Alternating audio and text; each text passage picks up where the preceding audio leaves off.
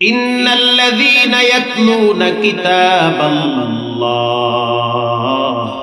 ওয়া আকামুস সালাহ। আল্লাহ রাব্বুল আলামিন বলেন, যার ভিতরে তিনটা গুণ থাকবে তার জন্য জান্নাতুল ফিরদাউসের গেট খুলে দেওয়া হবে।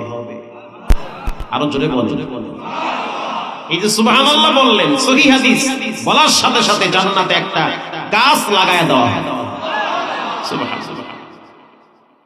প্রিয় ভাইয়েরা আমার, যার ভিতরে তিনটা গুণ থাকবে, যে ব্যক্তি তিনটা গুণ অর্জন করতে পারবে, আল্লাহ রাব্বুল আলামিন তার জন্য নিঃসন্দেহে জান্নাতুল ফিরদাউসের গেট খুলে দিবে, তাই না বিনা হিসাবে জান্নাতে প্রবেশ করাবে।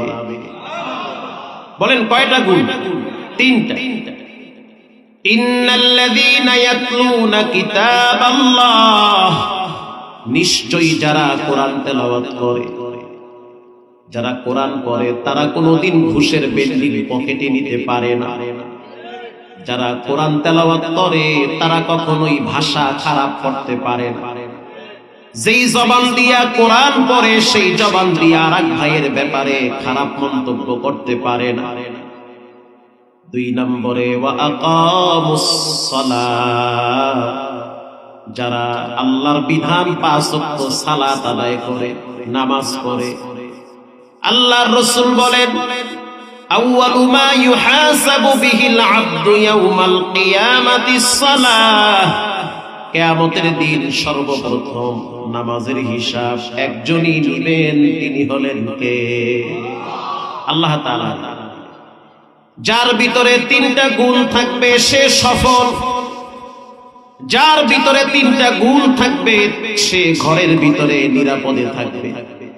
যার ভিতরে তিনটা গুণ থাকবে সে মানুষের নজরে সম্মানী ব্যক্তি হবে। যার ভিতরে তিনটা গুণ থাকবে সে মৃত্যুর সময় জবানে কালেমা অটোমেটিক স্টার্ট হয়ে যাবে। তিনটা গুণ অর্জন করে নেন, তারপরে কবরের বিছানায় পিঠ লাগাবেন। এক নম্বরে যারা নিয়মিত আল্লাহর কোরআনের তেলাওয়াত করে। কোরআন হলো মুমিনদের সংবিধান। এই দেশ অনেক ভাবে চলেছে, শাসন হয়েছে, তবে প্রকৃত শাসন হয় নাই, শোষণ হয়েছে, জুলুম হয়েছে। সব নেতা নেত্রীর আদর্শ দেখা হয়ে গেছে। একজন মুসলিম হিসেবে নির্বিঘ্নে স্পষ্ট ভাষায় বলতে চাই, এবার আমরা কোরআনের বাংলাদেশ দেখতে চাই। ইনশাআল্লাহ বলে কবুল হোক চাই না হোক, আমাকে তো সমর্থন করতে হবে, সাপোর্ট করতে হবে, দিল থেকে চেষ্টা করতে হবে। যারা কোরআনের পক্ষে আছে আমরা তাদের পক্ষে থাকবো। যারা কোরআনের পক্ষে নাই, ইসলামের পক্ষে নাই, শরীয়ত আইনের বিরুদ্ধে যারা যায় তারা কখনোই মুসলমানের বন্ধু হতে পারে না। কোরআনের একটি আইন যদি সমাজে প্রতিষ্ঠিত হতো, السارق والسارقة فاقطعوا أيديهما جزاء بما كسبا نكالا من الله, যদি চোর নারী হোক পুরুষ হোক, সে যদি চুরি করে আল্লাহর বিধান তার হাতটা কেটে দাও। এই বিধান সৌদি আরব আছে। এজন্য কোটি কোটি টাকার স্বর্ণের দোকান খুলে দোকানের মালিক মসজিদে যায়, কোন মানুষের সাহস নাই দোকানে হাত দেওয়া।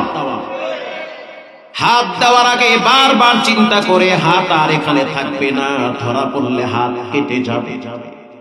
এরকম একটা বিধান যদি বাংলাদেশের পার্লামেন্টে প্রতিষ্ঠিত হতো, চালু হয়ে যেত, কোটি টাকার মালিক দরজা খুলে ঘুমাইতো, কোন মায়ের সন্তানের সাহস নাই তার ঘরে হাত দেওয়া। প্রিয় ভাইয়েরা আমার,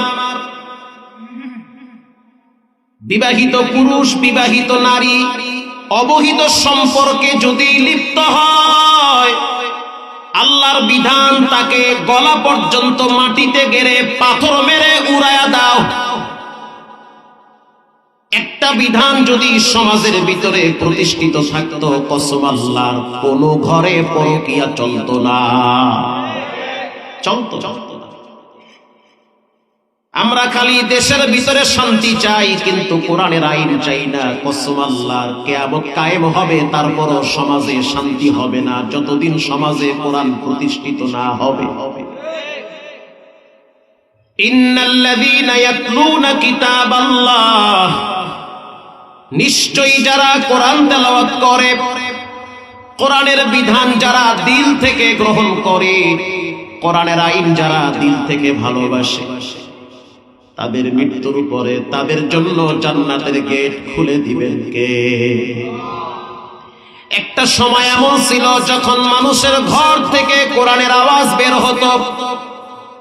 এক সময় এমন ছিল যখন ফজরের নামাজের পরে মানুষের ঘরের পাশ দিয়ে হেঁটে গেলে বাচ্চারা সকালবেলা কায়দা বুটি নিয়ে বক্তব্যে যেত, আর মা সকালবেলা যায় নামাজ বিছায়া কোরআন নিয়ে বসে বসত।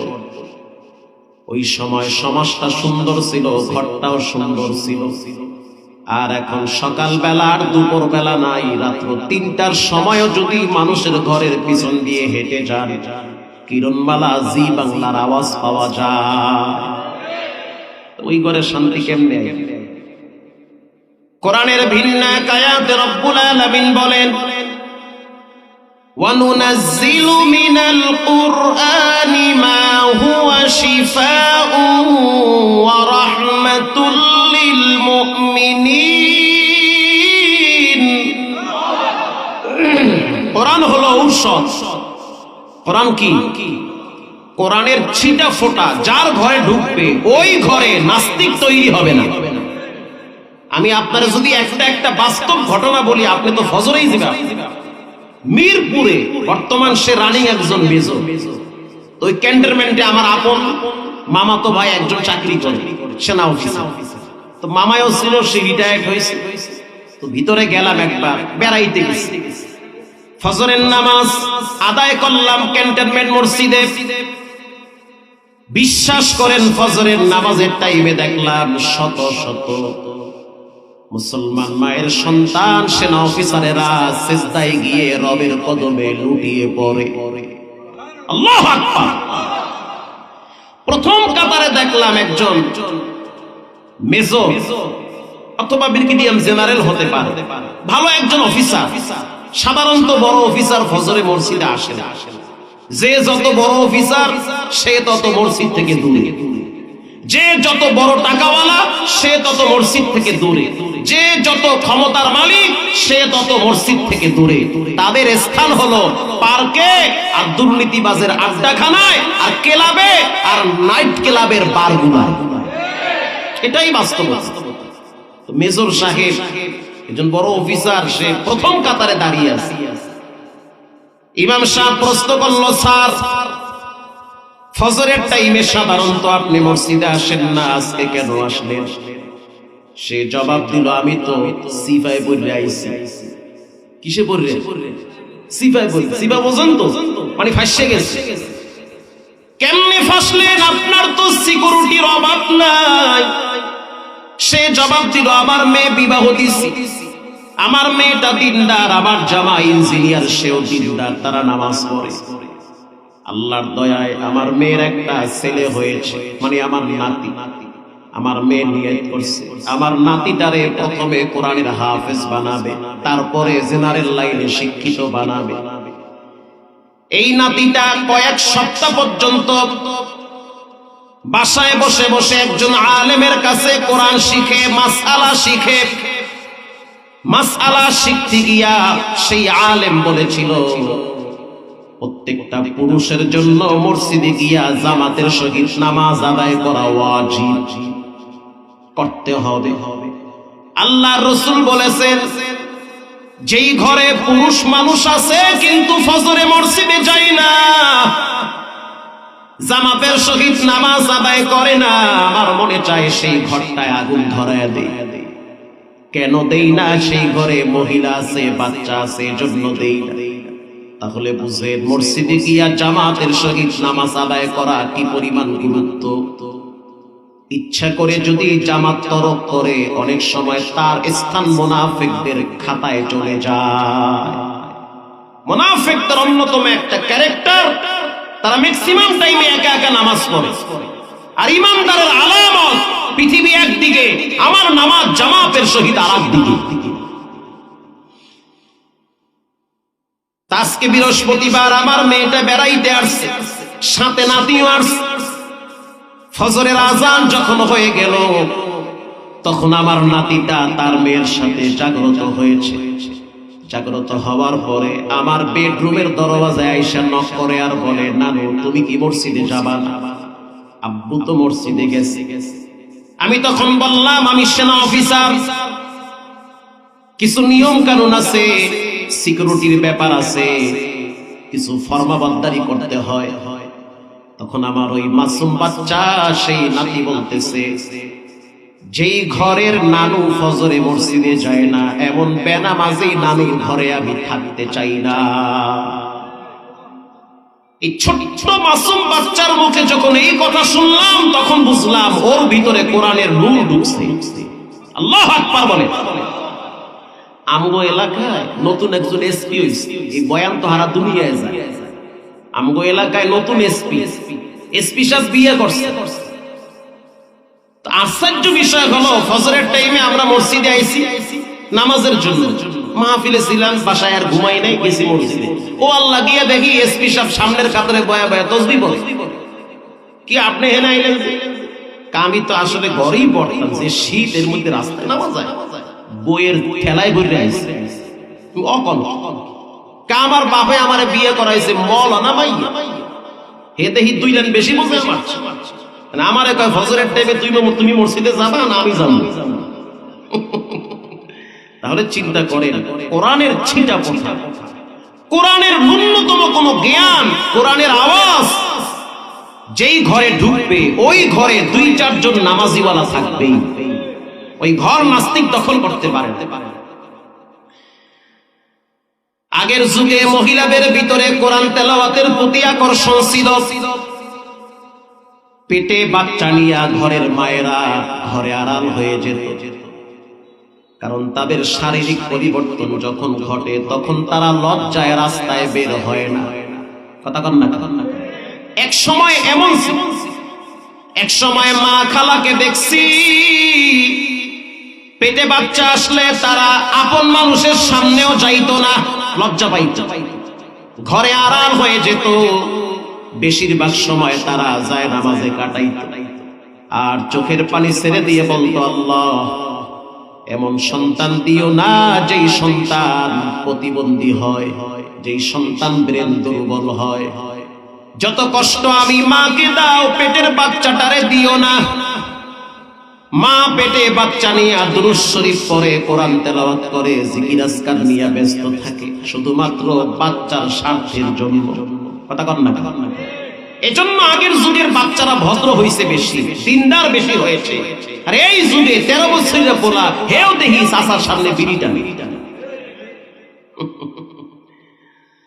প্রিয় ভাইয়েরা আমার, এখন এমন একটা যুগ আমরা পার করতেছি, লজ্জা শরম হায়া উঠে গেছে, নাই লজ্জা শরম।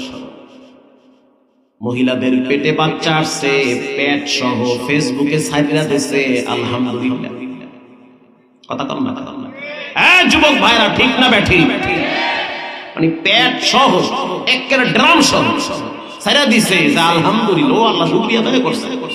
সারা দুনিয়ার মানুষ দেখছে। আর চোখ, এটা তো খুব মারাত্মক জিনিস। বদ যারা, নাফরমান যারা, হারামখোর যারা, এরা এই চোখ দিয়ে ভালো মানুষের দিকে চাইলো, এই লোকটা অর্ধেক অসুস্থ হয়ে আছে। কথা কন না? হাদিসে আসছে, চোখের পাওয়ার সত্য, চোখ দিয়া মানুষ মানুষরে খায়া ফেলায়। আমগো কুয়াকাটায় দেখছি ক্ষেতের ভিতরে জোতা দাঁড়ায় আছে। চাচারে কইলাম, চাচা এই জোতা ক্ষেতের মধ্যে? কিছু মানুষ আছে এখন মুখ ভালো না, ক্ষেতের ভিতরে যে সুন্দর সুন্দর খিরা হয়েছে, গাঞ্জুটেরা চায় আর কয় ওই যে জন্মের বাবা, কি যে স্বাদ রে। পরের দিন গিয়ে দেখি বৃষ্টি বইরে সব বেহা হইয়া মরে রয়েছে। কথা ঠিক না বেঠি? যদিও এটা কুসংস্কার, এটা ঠিক না। হাড়ি ভাঙ্গিয়া খাড়া করায় রাখছে, কেউ খাড়া করাইছে না। ওই যখন চোখ দিয়ে যাইবে, তখন দেখাই দেবো এই যে জুতা আছে। ঠিক না বেঠি? আল্লাহর রাসূল বলেন চোখের পাওয়ার সত্য।